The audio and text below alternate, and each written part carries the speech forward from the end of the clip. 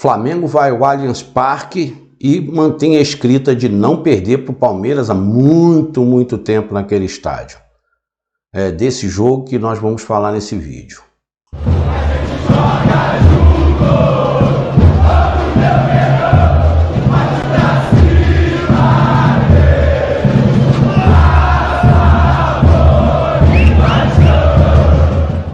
Então, gente, aqui Sérgio Barros falando com vocês mais uma vez, e eu gostaria de pedir a vocês que se inscrevessem no canal aí, não custa nada, dá uma forcinha pra gente, tá legal? Aí não esquece de acionar o sininho não, tá bom?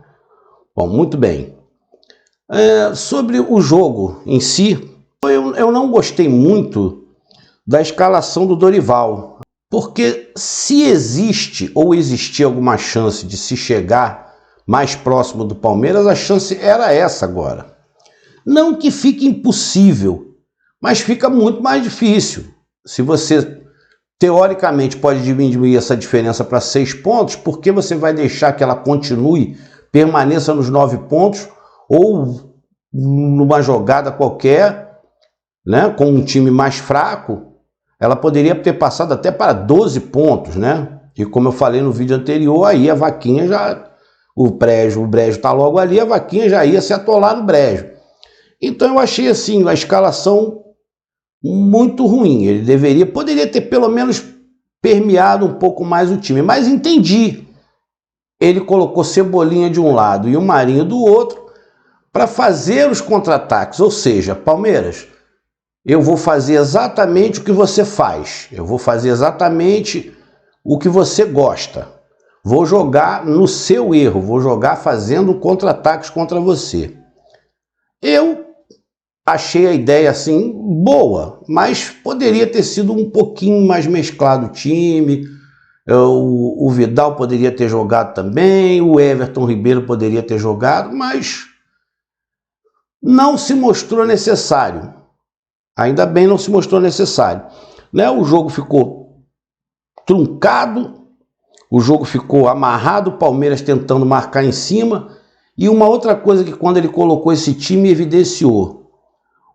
O elenco do Flamengo é muito, mas muito superior ao elenco do Palmeiras.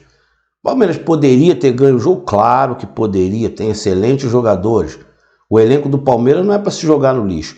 Mas a diferença de qualidade técnica entre o elenco do Flamengo e o elenco do Palmeiras vai uma distância muito grande. O elenco do Flamengo é muito, mas muito melhor, ao ponto do Dorival colocar um time reserva e fazer um jogo duríssimo, né? Como foi esse jogo de hoje, foi muito duro mesmo. O Palmeiras, como eu já falei, começou marcando alto, fazendo pressão, tentando aqueles 15, 20 minutos de pressão em cima do adversário, né? Que é comum em jogos assim, o time mandante geralmente sai para cima do visitante com essa volúpia para poder tentar fazer um gol logo cedo, mas não conseguiu, né? Evidentemente não conseguiu.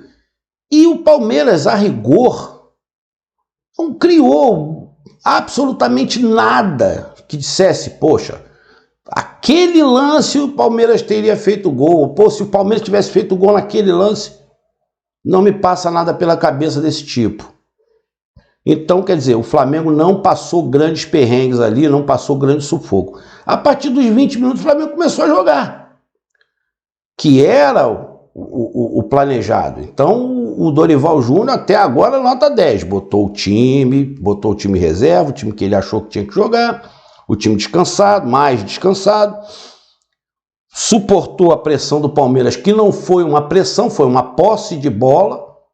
Né? O Palmeiras querendo acelerar o jogo, o Palmeiras querendo correr e o Flamengo tentando acalmar o jogo, como é o estilo do Flamengo e como tem que ser nesses casos. Aí até que, aos 29, uma jogada do Ayrton Lucas assim, sensacional, para mim o melhor jogador em campo, Ayrton Lucas. Poderia colocar ali ele e o Dudu, mas o Dudu teve muita facilidade, isso a gente vai falar um pouco mais à frente no vídeo.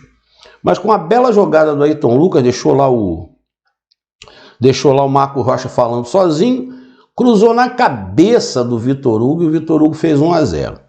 A partir daí, ficou um jogo meio estranho, porque o Palmeiras corria e o Flamengo começou a correr também, quando não deveria ter feito isso. O Flamengo aí sim, mais ainda, deveria ter colocado a bola no chão, deveria ter tocado a bola, jogado o jogo. Porque o Palmeiras agora está perdendo o jogo.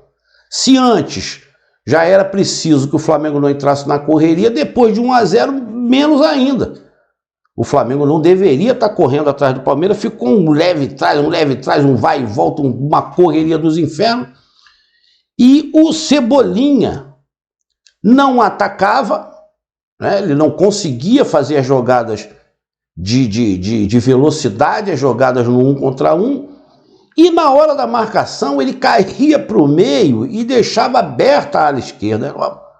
Pois bem, se o Flamengo joga no losango, nesse caso, os dois volantes à frente e aqui um mais atrás, né? Não tinha a figura do Arrascaeta, seria na verdade o Vitor Hugo, que voltava um pouquinho.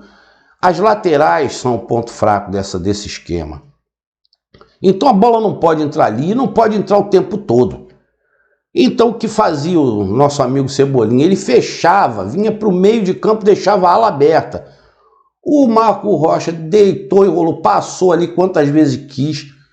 O Scarpa caía por ali também. E o Ayrton Lucas se viu numa sinuca de bico. Por isso é que eu digo que ele foi o melhor jogador em campo. Porque ele passou muito perrengue. Foi o tempo todo 3 jogadores do Palmeiras triangulando e ali por cima dele. E pior ainda foi quando eles colocaram o Dudu ali também. Aí é que desgraçou a porra da vida dele toda. Aí é que a vida do Ayrton Lucas não teve sossego.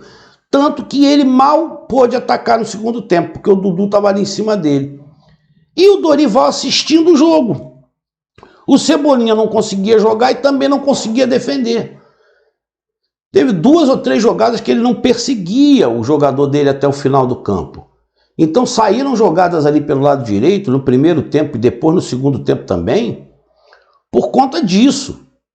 Por conta da superioridade numérica que o Palmeiras estava criando ali. Entendeu? Porque quando começa o segundo tempo, o Palmeiras vem para cima já colocando o Dudu aqui do lado esquerdo da defesa do Flamengo, do lado direito do Palmeiras, do lado esquerdo da defesa do Flamengo. Por quê? O nosso amigo Abel não é bobo nem nada. Tá vendo que por ali tá para jogar, porque o Cebolinha não auxilia. O Marinho se matando de um lado e o Cebolinha não auxilia. Né? O Marinho também não conseguiu fazer uma partida prodigiosa no ataque. Mas pelo menos as coberturas, acompanhar o lateral, ele fazia. Então o Palmeiras estava muito mais difícil. O bom é que dessas jogadas eram coisas muito aleatórias. No sentido de que o Palmeiras ele conseguia chegar ali, mas jogava as bolas ali na grande área. A partir desse momento em que ele conseguia a superioridade numérica e pegava a bola aqui do lado direito do ataque, as jogadas não saíam. As jogadas não saíam porque o Palmeiras não tem um treinamento para fazer uma outra triangulação mais na direção do gol, pela lateral sai. Então tinha que ter uma coisa mais aguda, e tome bola na área, e tome bola na área. Isso facilitou sobremaneira a vida do Flamengo. Fosse um time que tivesse uma qualidade maior de triangulação na cabeça da grande área, ou um centroavante, que o Rony, vamos combinar que, né, deixa muito a desejar nesse sentido. Já começa que tem 1,5 m, então fica complicado para você ficar cruzando bola na área. Então o Palmeiras usou a tática que sempre usa, de ficar ali e não bate-rebate, como no primeiro tempo teve um bate-rebate lá, a bola pegou em alguém e quase que enganou o Santos, que caiu para um lado e a bola foi para o outro, e quase que eles empataram o jogo nessa jogada. Mas fica muito aleatório, né? Porque o Palmeiras, a principal finalidade do Palmeiras era não perder o jogo. Após o jogo, né, só um parêntese, após o jogo eu estava assistindo os repórteres ao redor do campo, né, entrevistando torcedores, e ele fez 5 entrevistas com torcedores. 3 desses após falar lá um monte de besteira, porque torcedor meu porco, mas 3 deles falaram, poxa, o bom é que a gente não perdeu. Ou seja, eles tinham sim o temor de perder o jogo e quase perderam o jogo. Até o torcedor do Palmeiras sentiu a superioridade do elenco do Flamengo e eu não entendi por que o Dorival se demorou tanto a colocar a cavalaria em campo. Por quê? Você descansar o time. Tomou um empate, né? Você vai colocar o time, você vai botar tranca em casa arrombada?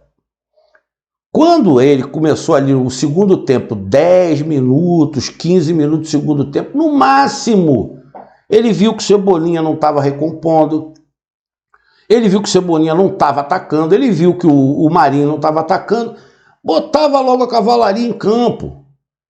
Tanto que quando entram lá no final, o Dorival bota lá com 20 minutos, já troca, já bota o Everton Ribeiro e o Pedro, e depois ele bota o Gabi, o Arrascaeta e o Vidal. O Palmeiras não tocou na bola, o Palmeiras se retraiu.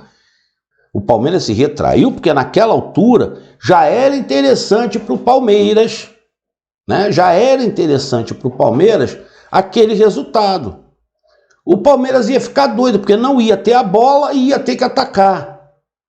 Ia sair desordenado e ia deixar contra-ataque, ia deixar as bolas. Então eu acho que ele falhou muito quando ele não colocou o time que deveria ter colocado, mas o planejamento dele saiu como ele imaginava, o time encarou o Palmeiras, foi bom, né? Foi um embate equilibrado, mas com a superioridade, quando ele fez o gol, quando ele está com a superioridade do placar, logo no início do segundo tempo ele deveria ter entrado com um time que tocasse a bola, porque ficou uma correria de um lado para o outro. O Flamengo chutava para frente e o Palmeiras vinha com a bola para cima para jogar a bola na área. Para jogar uma hora ela vai bater em alguém, repicar, vai fazer, alguma coisa vai acontecer.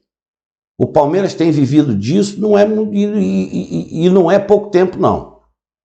Então eles criam aquela correria, aquela afobação, mas se você botar a bola no chão, fica muito mais complicado para eles, né? Fica muito mais complicado para eles se você botar a bola no chão. Porque não tem bola, como é que você vai correr? O Flamengo se deu ao luxo de tomar 2 contra-ataques, 2 correrias no final do segundo tempo. Ou seja, como é que pode o Flamengo tomar o contra-ataque? Tudo que o Palmeiras gosta, tudo que o Palmeiras quer, porque o Flamengo foi ainda tentar ganhar o jogo. Ainda criou algumas situações lá. Mas quase que toma o gol de virada também aqui.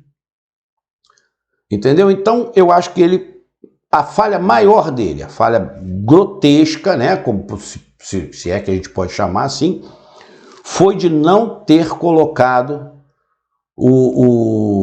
essas substituições que ele fez, dele não tê-las feito antes do gol. Quando ele preparou a substituição, o Flamengo tomou o gol. Então ele deveria ter feito ali com 10, 15 minutos, porque a gente estava vendo que o enredo não era aquele, o enredo não era bom. Como sempre nós fazemos aqui nos nossos vídeos, né? Eu destaco os pontos altos e os pontos baixos.